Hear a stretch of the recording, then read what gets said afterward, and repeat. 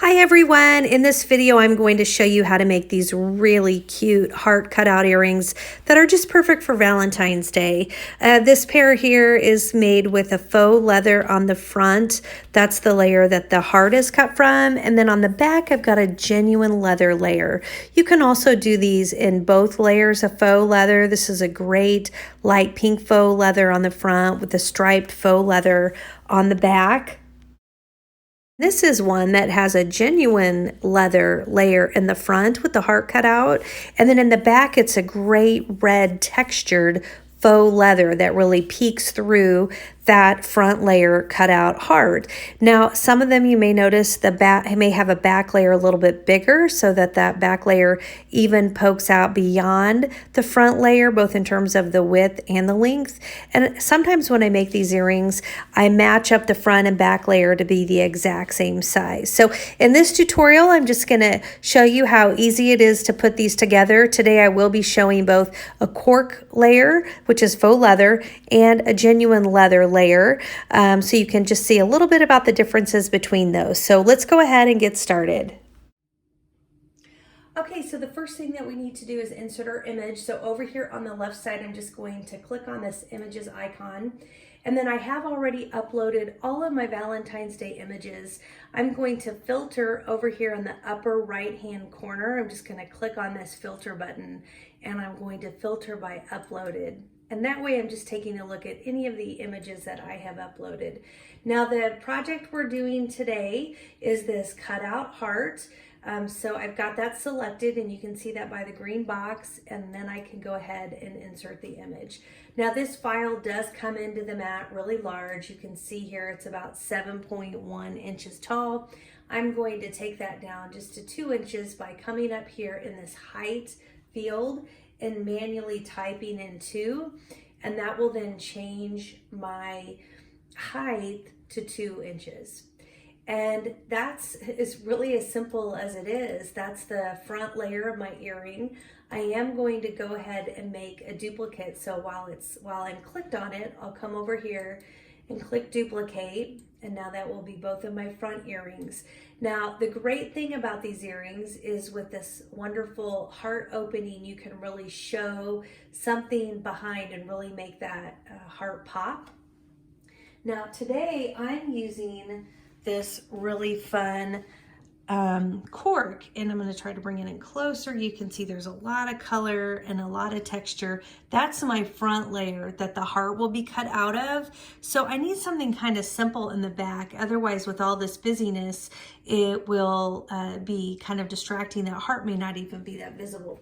So I'm choosing for my back layer to use a black, and this black will really pop through that heart opening. And so I'm using a black genuine leather by Cricut, and you'll see just how easy this is. Now, if you didn't want to do a back layer, you could just stick with the heart.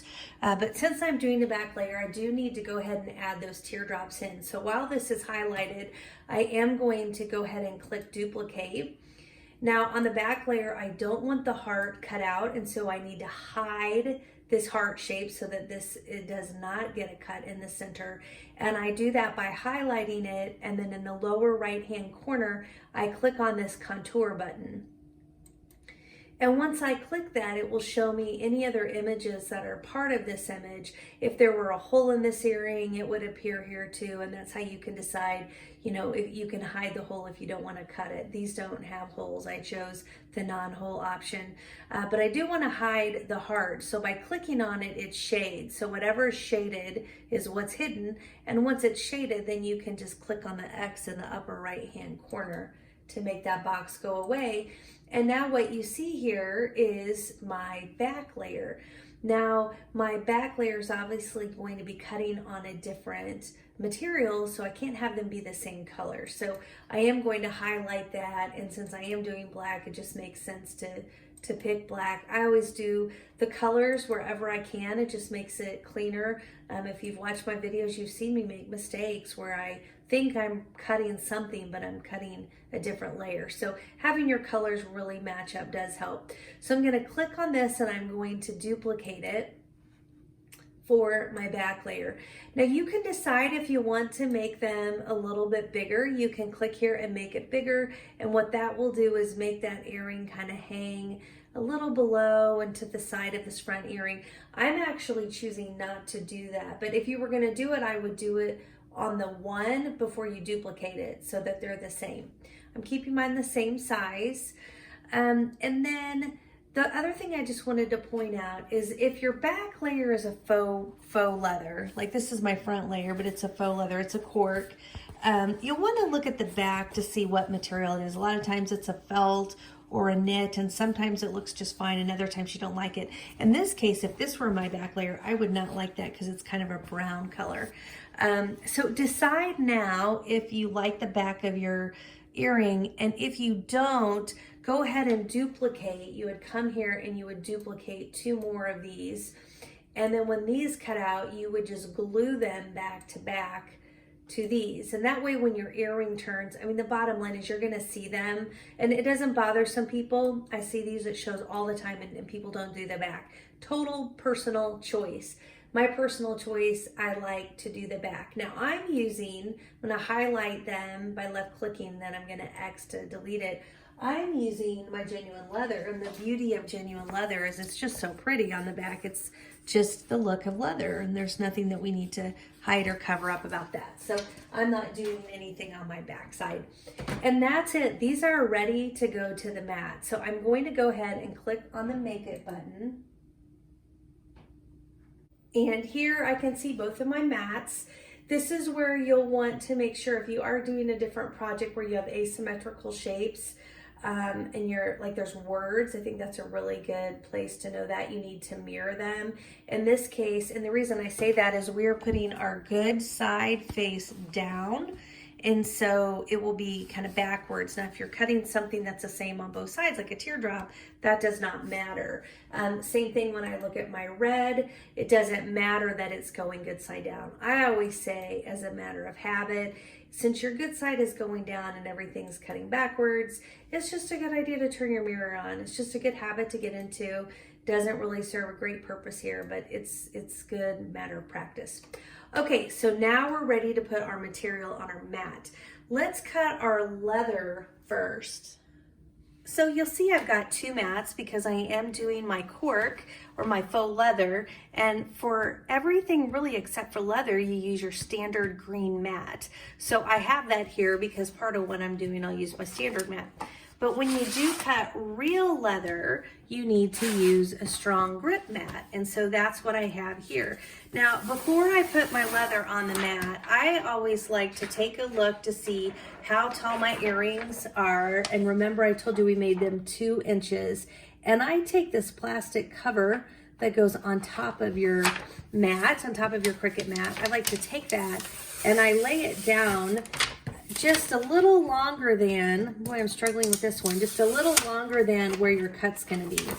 And the reason I do that is I don't pre-cut my leather. I'm just gonna take this full 12 by 12 piece. I've got it face down here, and I'm setting it right onto my mat. And by doing this, now the leather is not sticking anywhere down on here, so it's keeping this really fresh and nice. So as I continue to cut, as this part gets not sticky, I can use other parts of my mat. Now, I do have my brayer, my Cricut brayer, and I do like to make sure I have my material pressed on really nicely. I'm not going to brayer over here because I'm only cutting over here. I don't want to press that material in when I'm not even cutting over there, and I'm just going to be pulling it off the mat. Okay, so this is all ready. I've got my fabric on here and I'm ready to go. The next thing that I need to do is specify my material, because the Cricut needs to know just how much pressure to apply to be able to cut through the material. So when I click continue, it knows which mat I've selected. So you can see that here, my black mat is selected and it's what's shown here. I can click continue and it's going to want to know what is it that you're cutting. That way it can apply the right pressure and give you any kind of prompts. there are certain kinds of materials that will prompt you to take some different action because of the thickness of the material. So right now, if you look, I am set to cardstock, and I'm actually looking, dang it, I'm gonna undo this. I just had cut some cardstock. This is very rare. I'm almost always on custom, but my knob is on cardstock. So I just need to change this to custom on my knob. And by doing that, it's going to open up a whole new menu of options for materials for me. Now the material that I'm using is genuine leather. You see it right here, but you see it here because I've saved it as a favorite. You see the star, anything with the star will appear right here on your favorites menu. So let's assume you haven't done that. You would go to browse all materials right above that. Oops, click on browse all materials. And it brings up every material that has a setting, and you just scroll down to the leather. There's a search bar at the top if you'd prefer to do that. And over here where you see the C, that's saying these are Cricut settings specific to a Cricut material. I love that. It means your cut's going to be perfect. And then over here, this is where you have the option for anything that you use a lot to mark them as favorites. And it just saves you a step when you go to cut. So I need to click here on genuine leather. That's what I'm picking. And you'll see that green check mark just to the left. That's just confirming that you have selected that material. And then you come down here and you click the done button. Now with leather, it is so easy to cut on the Cricut with all materials. With most materials, you need to do nothing special. You use the same blade, the same mats, but with leather, there are a few special steps. One, it's saying you need to move the star wheels all the way to the right. I'll show you that here in just a second. It's also saying you need to make sure in clamp B you have loaded the deep point blade. So it's giving you two special prompts because leather is so thick, you do have to take a little bit of special action. This is really easy, and I'm just going to show you just how easy it is. Okay, first, these are the star wheels. These are little white wheels that hold your material down when you're cutting paper and other thinner materials. It's really nice. It keeps a firm grip. They're kind of spread across your bar, but when you're doing a leather, these grooves in here are really thick. I'm trying to get it focused. They're really thick, and you'll actually have a groove line on your leather where it goes through these. So it just has you move them all down. I've already done that here. They're tight. Like I had to get a rag and just push really hard to get them down there. But once you get them down there, then you don't have to worry about that problem. The other thing it's telling you is you need to change out your blade to be the deep cut blade in this B.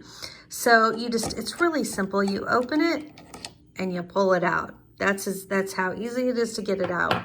And then to put the new one in, you grab your deep cut blade. I have mine in a different housing unit. You drop it in here. You don't drop it. That's all you do. You're not lining it. You're not doing anything. You're dropping it in, and then you're closing clamp B. That's all you have to do to cut leather. It is that easy. It takes like 10 seconds to do those quick things. I'm gonna be honest, I leave when I'm doing a lot of earrings. I don't move these back for faux leather. When you see me cut my faux leather, I still have them over there. It's thick enough that my faux leather doesn't slip, and I just don't really have any problems with it, and it saves me a step. It's not what they say to do. They say move them back over, but I've never really had a problem.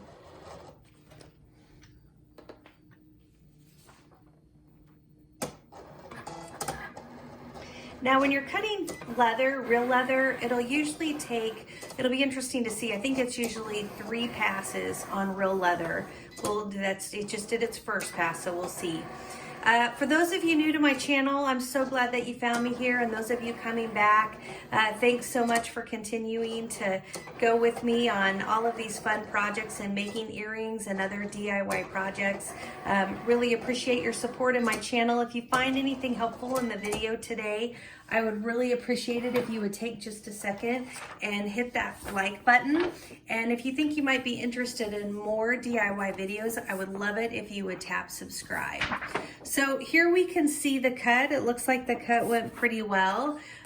We'll go ahead and I'll grab the corner. And you can just see this Cricut genuine leather just cuts so well. All right, so these are my back earrings. I'll show you what I use towards the end of the video to smooth out the flyaways. I love genuine leather, but it does get pretty messy with the flyaways, so I've got a little something I put on along the edges of that.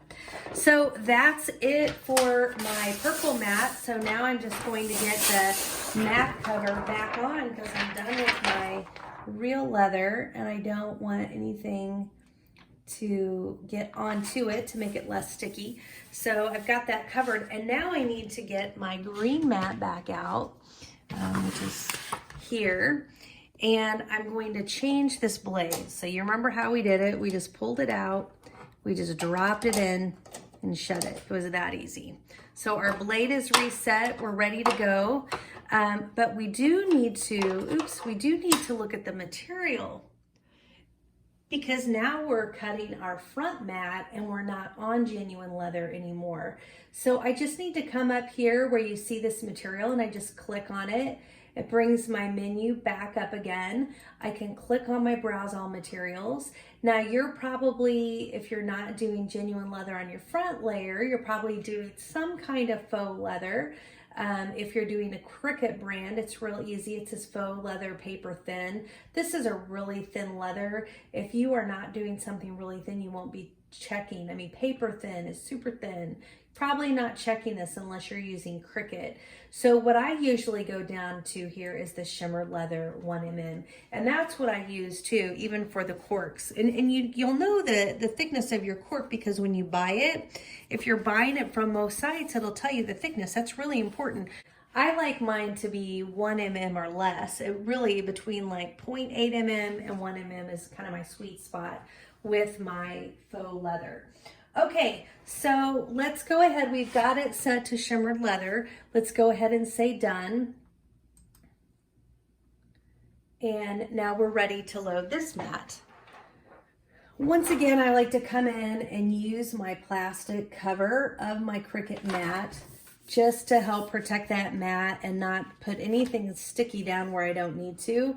I'm putting the good side down on this Cricut mat. Oops. And then I'll use a brayer. I'll use a brayer to really roll that and make sure that's gonna stick. And that's really important when you're having a cutout. When you're doing a basic teardrop, you don't have to worry quite so much, but anytime you have a cutout, there's a chance of lifting. And then again, you see, this is my good side down that I'm cutting on. All right, so now I'm ready to go ahead and get it into my Cricut. All right, let's take a look at how these hearts did coming out of the faux leather cork. So I'm not giving up, but I don't like it when they don't stick to my mat. Let's see how we did. So it looks like I'm just caught on a couple little spots, like right here. I don't know if you can tell. I've got to just do one little snip. Get my scissors out here. Usually that snip is happening in the back.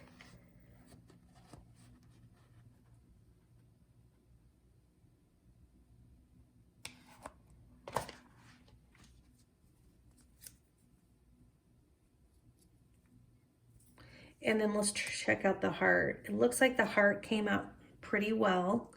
It looks like, again, I've got a little snip.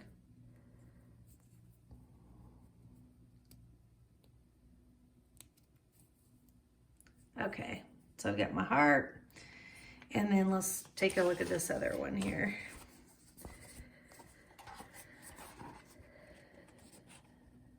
It's got a snip there. You can kind of see the little spots where it's holding. The other one was right in the top corner.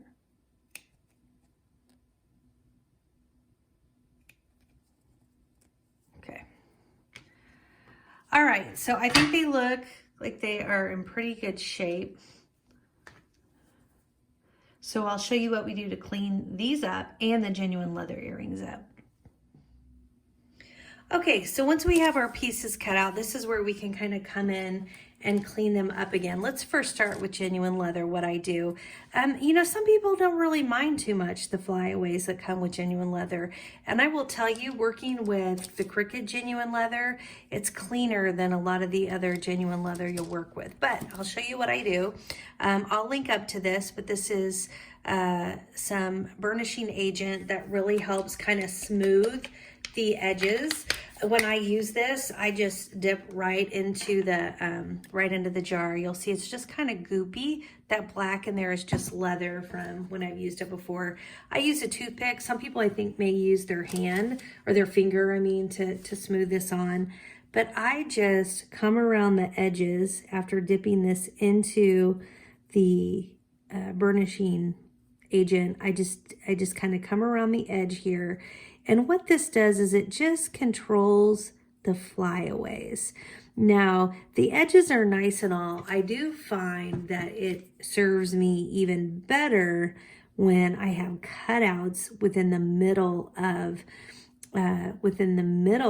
the earring. For example, some of these hearts that I've done, this exact same pattern, I have cut the heart out of the middle, and that gets very flyaway-ish in the middle of the heart. And so it just really helps define the shape.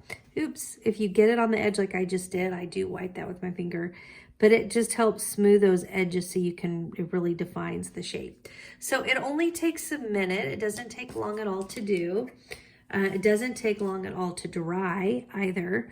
And I think it's just a nice thing. Again, if you like the flyaways, that's great. But if you are trying to control them a little, especially if you have cutout shapes and you don't want it to look really frayed, then this is something that can just really help that. And you'll notice it's great. I may even grab, just to show you, another earring. I haven't done this video yet, but I've been making just a ton of earrings.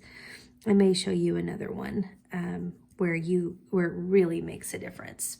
Okay, I'm gonna do that. I'm gonna push my camera off for a second. Now, unfortunately, I don't have a before or after, but you can see how thin these lines are. I don't have a solid color, gosh darn it. You can see how thin they are. If there was fuzz in there, you really wouldn't be able to see that on that back layer. And so I went in with the toothpick and I just smoothed it. You'll still see some fray line, some flyaway lines, but it just makes them much tamer when you use the smoothing. All right, so let's take a look at this front layer.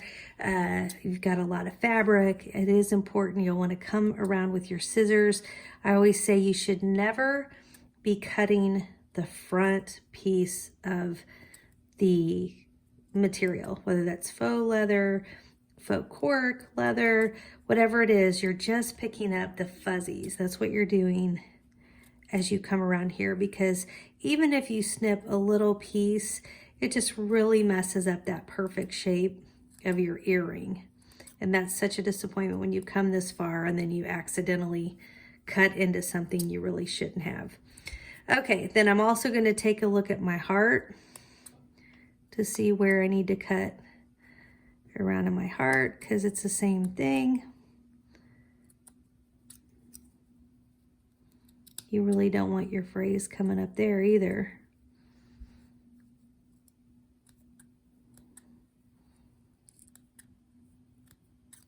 Okay, get my other one real quick. Doesn't take long, but I think it makes a big difference if you just come in and pay some attention to these frays.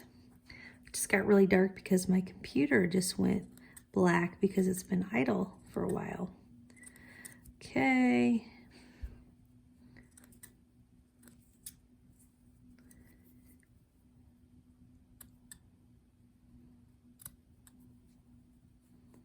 Again, the inside is where the definition, where you really want that definition of that shape. So where you have fuzz there sticking out, it does really interrupt kind of that nice smooth line of your shape. So I do like to really get in here and make sure I'm getting those fuzzies off. All right, so I think we're in good shape on both our front layer and our back layer. Now it's time to put the earring pieces on. Okay, you've got a couple of different options when it comes to the hooks. This has been my most recent go-to hook on everything. It's just an ear wire with a ball. I'll link up to these. If you look at the first comment, I'll pin the first comment to be a link. It'll take you to all my materials and tools that I use. But I love these wires with the balls. They're so super easy. I also have done a lot, and if you've seen my other videos, I also use a lot of these basic hooks. Now these are cheaper. This kind of hook is cheaper than the one with the ball on the end. So you take the hook and then you need to attach jump rings to that hook. Not hard at all. You just use a tool, some pliers and a jump ring tool.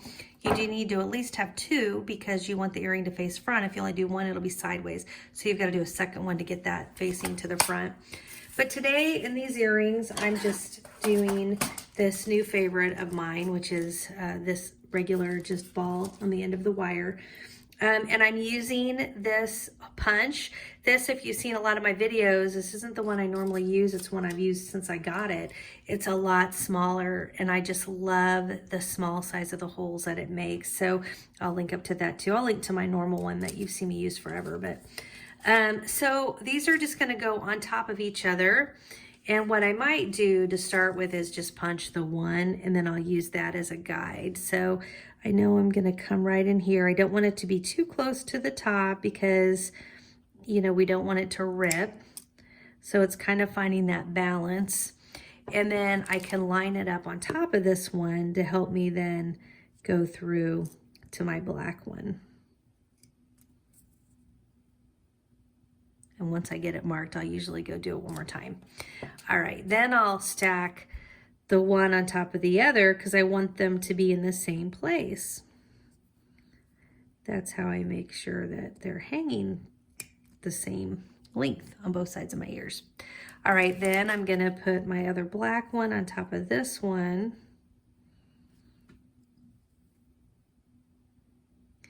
And line up that hole. And squeeze and get my black hole. Okay, so I've got my holes and all of my earrings, and now it's time to put them onto my hook. Now this is a little tricky because the genuine leather is kind of thick. So the first layer is really easy. I put them in from the back. You can go in through the front hole too, which I used to do that a lot. Now I'm doing more of this. Through the back, it slides down super easy because this is thin, right? But then this other layer of leather is so thick, we may have to, and by the way, when you're putting it on, you just face the front. And you would figure that out eventually, but I always was like, wait, which direction does it go? So when you bring this down, oh, it did fit. We were okay. It fit just fine. Sometimes it's just so thick that you feel like you need to open this up a little bit. All right, let's get our other one and get the front layer onto that one. And then our back layer.